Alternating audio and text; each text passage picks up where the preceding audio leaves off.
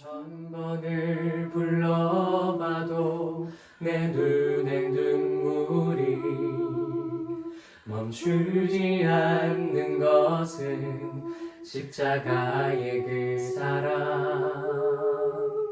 나를 살리려 지신 그 십자가, 모든 물과 피 나의 더러운 죄 씻으셨네.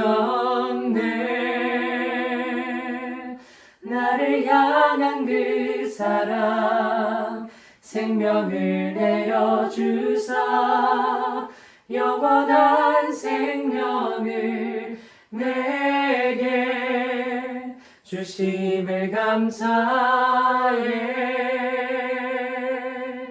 천번을 불러도 내 눈에는 눈물이 멈추지 않는 것은 십자가의 그 사랑. 나를 살리려 하늘 보좌 버리신 나를 사랑하신 분, 그분이 예수요. 천번을 불러도 내 눈에는 눈물이 멈추지 않는 것은 십자가의 그 사랑. 나를 살리려 하늘 보좌 버리신 나를 사랑하신 분, 그분이 예수요. 나를 사랑하신 분, 그분이 예수요.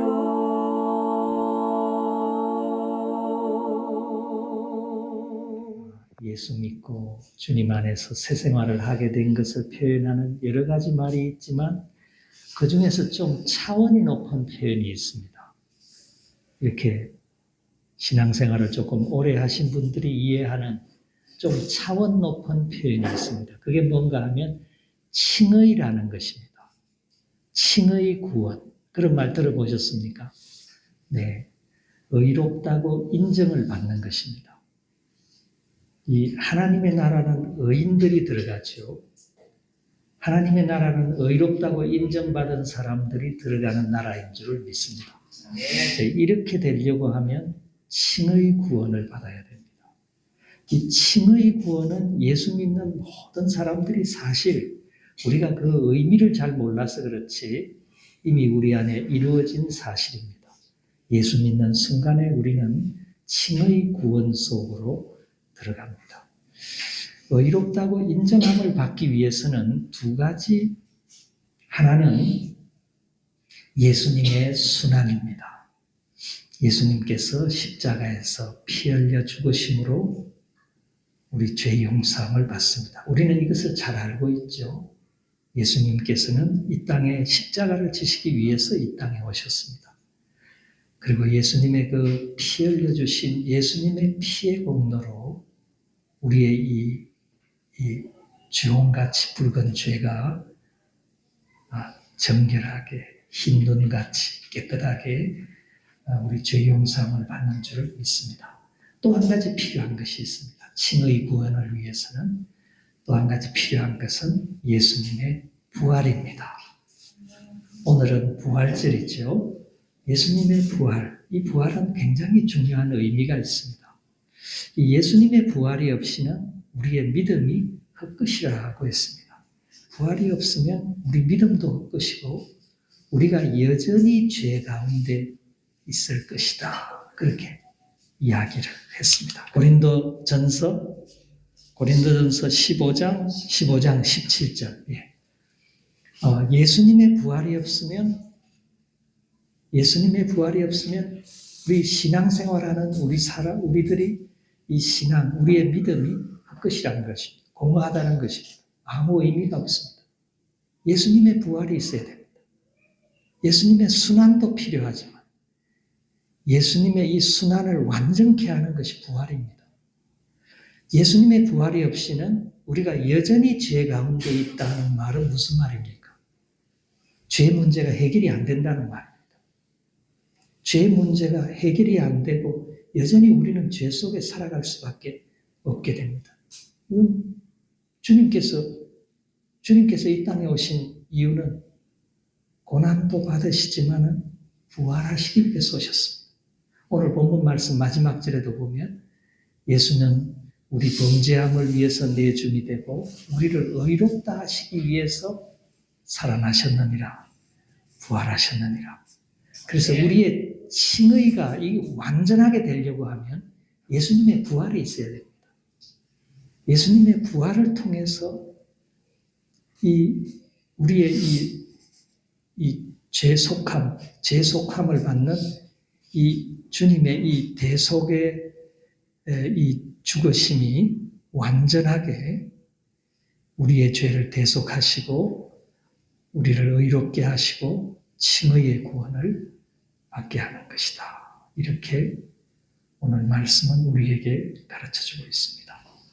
그래서 이 예수님의 순환과 부활이 중요한데 이 부활이라는 말은 이 죽은 자를 다시 살리신다는 그런 의미이죠.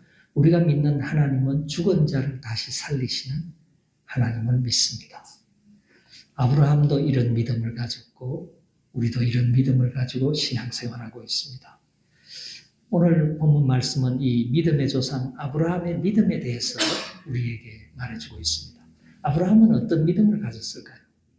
오늘 본문에 보면 아브라함은 바랄 수 없는 중에 바라고 믿었다고 했습니다. 아브라함은 희망을 짓밟아버리는 수많은 장애물들을 뚫고서 그가 견고한 믿음을 가지고 하나님 앞에 이 확신을 가지고 믿음으로 살았던 인물이 아브라함입니다. 이 아브라함이 오늘 19절 말씀에 보면 자기 몸에 죽은 것 같음과 사라의 태에 죽은 것 같음을 알고도 믿음이 약하여지지 아니했다. 이렇게 말하고 있습니다. 여기 알고도라는 단어가 무슨 뜻인가 하면 사실에 직면하고도라는 뜻입니다. 그래서 이 알고도라는 이 헬라어는 응시하다 하는 뜻을 가진 단어에서 온 말입니다. 응시하다. 사실을 똑바로 쳐다보면서도 아브라함은 흔들리지 않았습니다. 비틀거리지 않았습니다. 믿음 생활이 이렇게 비틀비틀하는 사람이 있죠. 확신이 없기 때문입니다. 이 아브라함은 자기 몸이 죽은 것 같음을 알았습니다. 아브라함이 이때 나이가 100세입니다. 자기의 부인 사라는 나이가 90세인데 이미 자녀를 생산할 수 있는 모든 생리적인 현상이 끝나버렸습니다. 그러면 약속의 자녀를 어떻게 생산한다는 말입니까? 하나님께서 분명히 아브라함이 75세 때에 너와 네 아내 사라를 통해서 자녀를 주시겠다고 약속하셨는데 지금 100세나 된 아브라함이 어떻게 자녀를 낳으라는 말입니까? 부인이 이미 끝이 났습니다. 자녀를 생산할 수 있는 나이가 이미 태가 죽었다는 말입니다. 그런데 어떻게 아브라함이 흔들리지 않을 수 있습니까? 근데 오늘 본문 말씀 19절에 보면 아브라함이 그것을 알고도 그 사실을 직시하고도 그 사실을 응시하면서도 믿음이 흔들리지 않았습니다. 왜 그렇습니까? 하나님의 신실하심을 믿는 믿음은 점점 더 강해져 갔기 때문입니다. 오히려 그런 사실을 알면서도 믿음이 약해지지 않고 믿음이 견고해져 갔다고 했습니다. 이 견고해지다는 말은 무슨 말인가 하면 힘 있는 자가 되었다는 뜻입니다. 엔두나마오라는 헬라어인데 두나미스는 능력이죠. 힘을 말합니다. 그 믿음이 아주 힘 있는 아주 능력 있는 그런 믿음으로 견고한 믿음으로 아브라함이 점점 더 믿음이 성장해 간 것을 알 수 있습니다. 믿음에 견고하여져서 하나님께 영광을 돌려요. 이 믿음이 견고한 사람들은 하나님께 영광을 돌립니다. 이 믿음이 흔들흔들하는 사람은 늘 불평합니다. 이 이스라엘 백성 출애굽해가지고 이 가나안 땅을 바라보고 걸어가는 이스라엘 백성들 광야에서 어떻게 생활했습니까? 우리가 알지 않습니까? 얼마나 불평했습니까? 얼마나 원망했습니까? 늘 불평하는 사람들은 항상 불평거리가 남아 있습니다.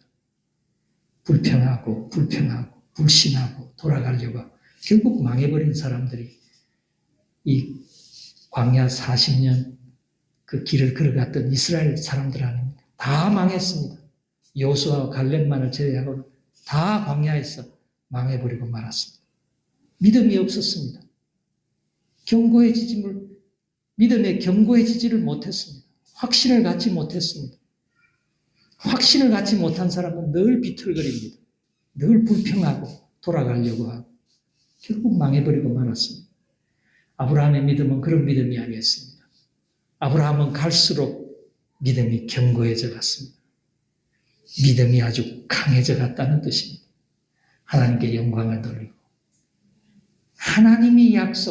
하나님의 약속을 붙들고 살은 것 같습니다. 늘 하나님의 약속, 아브라함의 시선은 그 약속에 이 고정이 되었습니다. 늘 하나님의 약속을 바라보고 약속하신 그것을 능히 이루실 것을 확신했다. 이 확신이라는 말이 또 중요한 말입니다. 이 확신이라는 말은 두 개 단어가 합해진 단어입니다. 이 확신했다는 말은 충만하다 하는 단어하고 옷을 입다, 가지다 하는 말하고 이렇게 합해진 말입니다. 그래서 이 확신했다는 말은 완전히 빈틈없이 채워지다는 뜻인데 이 확신했다 하는 그 말 속에는 어떤 의미가 내포되어져 있는가 하면 전속력으로 달려간다는 뜻이 포함되어져 있습니다. 배가 돛을 올리고 배가 전속력으로 달려갈 때 어떻게 합니까? 돛을 활짝 펼치지요. 바람의 힘을 받아가지고 목적지를 향해서 전속력으로 달려가는 그 의미가 이 확신했다는 의미 속에 내포되어져 있습니다. 이 아브라함은 목적지를 향해서 주님의 이 약속의 말씀이 성취되는 그 약속, 목표 지점을 향해서 전속력으로 달려갔습니다. 이 확신했다 하는 말과 견고해졌다 하는 말은 다 수동태형의 동사입니다. 이 수동태라는 말은 자기가 그렇게 했다는 것이 아니고 그렇게 되어졌다는 말이죠. 하나님께서 점점 이 아브라함을 훈련시키신 것 같습니다. 믿음은 정정하는 영적인 힘입니다. 이 믿음이라는 것은요, 고정되어 있는 것이 아니고 믿음으로 믿음에 이릅니다. 믿음 있는 사람이 점점 크게 믿음이 성장합니다. 믿음은 점정하고 있습니다. 이 아브라함의 믿음이 처음부터 이랬던 것은 아닙니다. 하나님께서 그 가운데 이 아브라함의 믿음을 강하게 힘있게 주님의 목표 지점을 향해서 전속력으로 달려가는 믿음의 사람으로 이 아브라함을 키워가셨습니다. 이 믿음은 약속의 말씀을 먹고 자랍니다. 이 믿음은 성장하는 것인데 이 믿음이 성장하려고 하면 이 믿음은 약속을 먹고 자랍니다. 약속의 말씀, 하나님의 말씀, 이 말씀을 붙들고 살아가는 사람이 이 믿음을 성장시킬 수 있습니다. 이 믿음은 음식과 같이 이 약속의 말씀을 섭취하고 그 말씀 안에서 늘 살아가는 사람을 강하게 합니다. 건강하게 성장시킵니다. 그리고 이 믿음은 훈련이 필요한데 이 믿음이 성장하는 훈련 장소는 기다림입니다. 기다림의 훈련장이 있습니다. 이 기다리는 시간은 훈련장이라고 생각하면 됩니다. 주님은 이곳에서 우리를 훈련하십니다. 그럼 이 훈련장에서 우리를 훈련하는 도구는 뭡니까? 헬스 도구는요, 장애물들입니다. 우리의 희망을 짓밟아 버리는 수많은 장애물들이 있습니다. 우리를 믿지 못하게 하는 장애물들이 사실은 우리의 믿음을 키우는 이 운동기구들입니다. 이 기다림의 훈련장에서 이 기다리는 동안에 믿음이 성장합니다. 아브라함에게는 25년의 이 기간 동안 오랜 기다림의 시간이 있었습니다. 수많은 역경들, 희망을 짓밟아 버립니다. 희망을 갖지 못하게 합니다. 그렇지 않습니까? 아브라함이 75세의 약속을 받았는데 25년 기다려서 100세가 되었는데 아무런 조짐이 없습니다.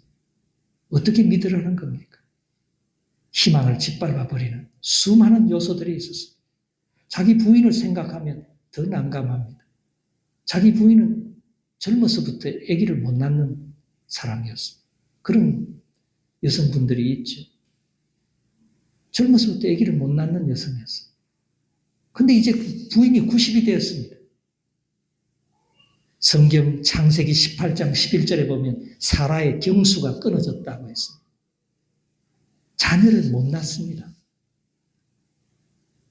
이미 자녀를 생산할 수 있는 태가 아닙니다. 다르게 말하면 태가 죽었다는 말입니다. 어떻게 약속의 자녀를 낳으라는 것입니까? 어떻게 희망을 갖습니까? 모든 증거들이 다 사라져 버렸는데 아브라함이 희망을 가지려고 하면 희망을 짓밟아 버리는 수많은 장애물들이 있는데 어떻게 믿으라는 겁니까? 그래도 이 믿음의 훈련장에서 아브라함은 훈련을 받습니다. 이 기다림이라고 하는 긴 기다림 속에서 하나님의 이 훈련의 그 도구들, 장애물들 속에서 아브라함의 믿음은 점점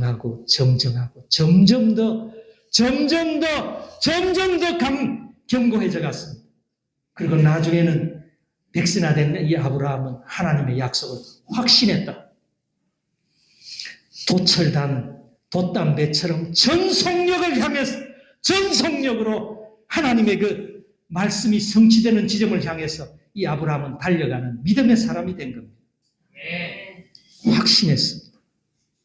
이 아브라함의 그때의 이 심령의 상태는 이 믿음으로 가득 찼습니다. 빈틈이 없이 채운다는 뜻입니다. 이 확신했다는 그 말의 의미 속에 온전히 가득 찼습니다.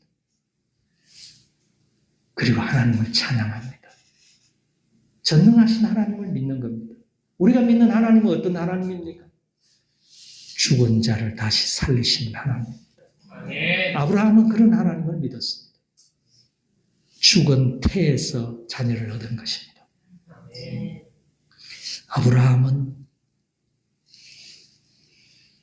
부활의 주님을 믿었습니다. 없는 것 가운데서 있게 하시는 하나님을 믿었다고. 그렇게 오늘 이 로마서 4장 17절에 아브라함의 믿음을 그렇게 얘기하고 있습니다. 그는 정말 죽은 자 가운데서 이삭을 얻은 것입니다. 우리는 어떻습니까? 우리가 하나님을 믿는다고 했을 때 우리 믿음으로 구원받죠. 근데 더 정확하게 표현하면 죽은 자 가운데서 부활하신 우리 주 예수님을 믿는 겁니다. 그런 믿음을 가져야지 우리 구원받을 수 있습니다. 만일 우리가 입으로 예수를 주로 시인하며 하나님께서 그를 죽은 자 가운데서 살리신 것을 우리 마음에 믿으면 구원받는다고 했습니다. 우리 구원받는 믿음이 무엇입니까? 하나님이 예수님을 죽은 자 가운데서 살리신 것을 믿는 그 믿음으로 우리가 구원받는 것입니다. 우리는 이 부활의 믿음, 우리는 부활의 주님을 믿는 믿음으로 우리 구원받습니다. 아브라함도 죽은 자를 다시 살리시는 하나님을 믿는 믿음으로 구원받았고 우리도 죽은 자를 다시 살리시는 믿음으로 구원받는 것입니다. 그래서 이 믿는 자들은 다 아브라함의 후손입니다. 이스라엘 백성이 아브라함의 후손이 아니고 영적인 의미에서 따진다고 하면 이 죽은 자를 다시 살리시는 그 하나님을 믿는 자녀들이 아브라함의 후손입니다. 진정한 후손들입니다. 우리는 믿음으로 구원받습니다. 이 믿음으로 구원받는 이 중요한 이 진리, 이것은 하나님께서 정하신 하나님의 뜻입니다. 하나님의 의지이십니다. 어떤 사람도 믿음 외에 다른 것으로는 구원받을 수 없습니다. 우리는 믿음으로 죄 용서함 받습니다. 우리는 믿음으로 거듭납니다. 우리는 믿음으로 하나님께로부터 칭의의 구원을 받습니다. 우리 같은 죄인이 어떻게 의롭다고 인정함을 받고 의인이 되어가지고 하나님 나라 어떻게 들어가겠습니까? 오직 믿음으로, 오직 믿음으로 죽은 자를 다시 살리신 그 하나님을 믿는, 우리 예수님을 부활시키신 그 우리 주님을 믿는 그 믿음으로 우리가 하늘나라 백성이 된 줄을 믿습니다. 그래서 우리 예수님께서는 제자들에게 꼭 이 순환과 부활을 동시에 이야기하셨습니다.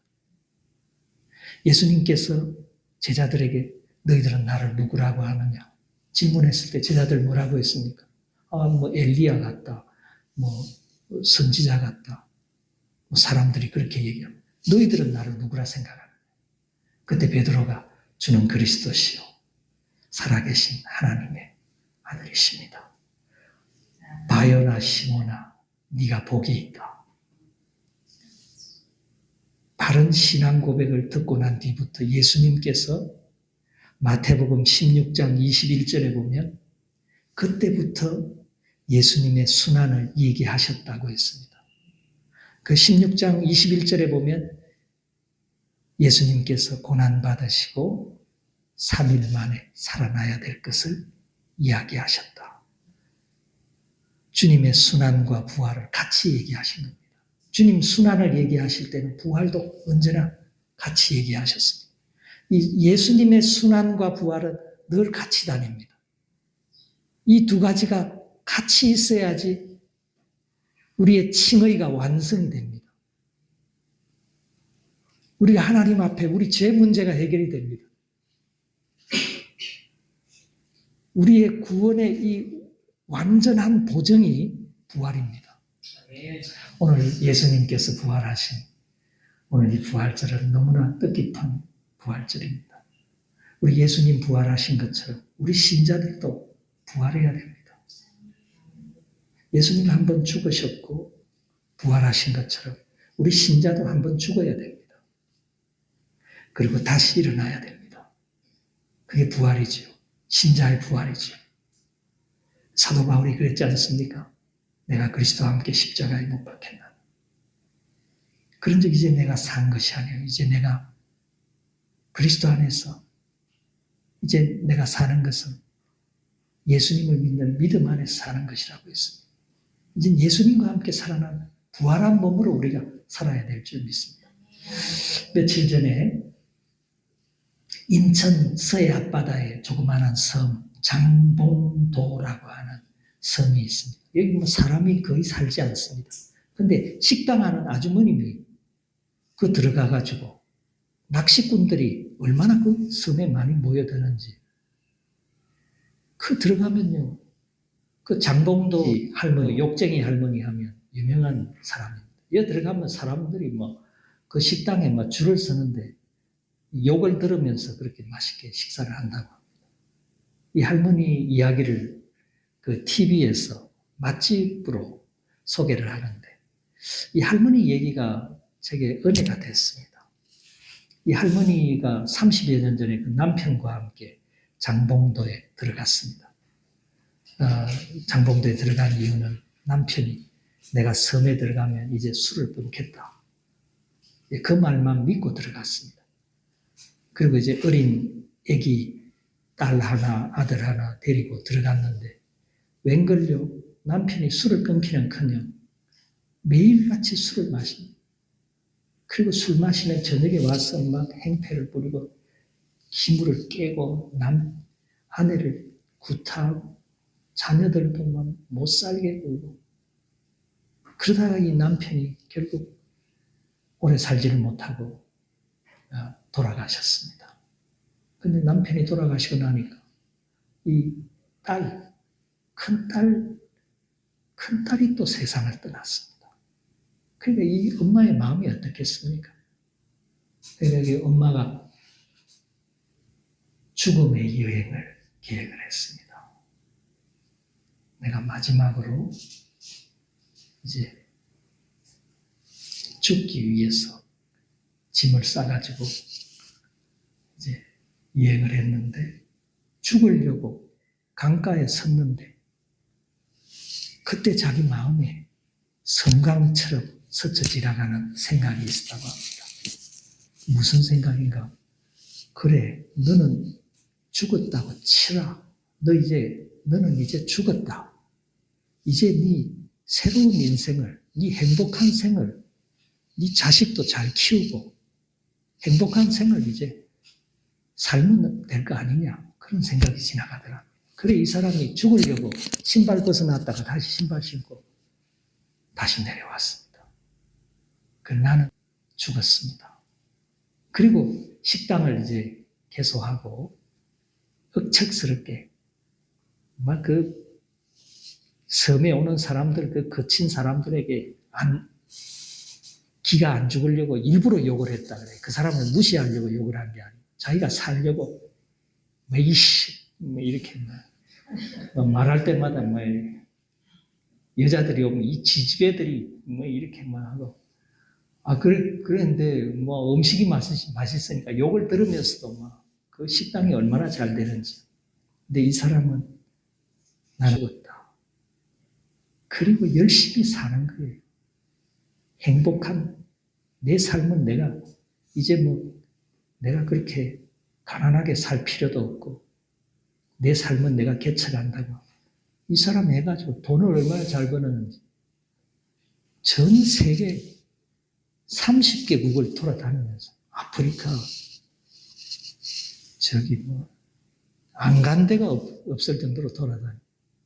안나푸르나까지 올라갔다고. 안나푸르나가 뭔지도 모르죠. 안나푸르나 이 굉장히 높은 히말라야의 그 고지 중에 하나입니다. 거기까지 올라갔어요. 그거 한번 올라가려고 하면 비용을 얼마나 돈을 많이 줘야 되는지 억척스럽게 살아. 한번 죽었다 살아났어. 죽었다가 욕쟁이 할머니로 살아났습니다. 우리 신자들은 기독 신자들도 한번 죽었다가 살아나야 됩니다. 내 뜻대로 내 마음대로 살던 옛날에 나는 죽어야 됩니다. 그리고 이제는 주님 안에서 주님을 따르는, 주님을 사랑하는, 주님을 기쁘시게 하는 주님의 사람으로 부활해야 되는 줄을 믿습니다.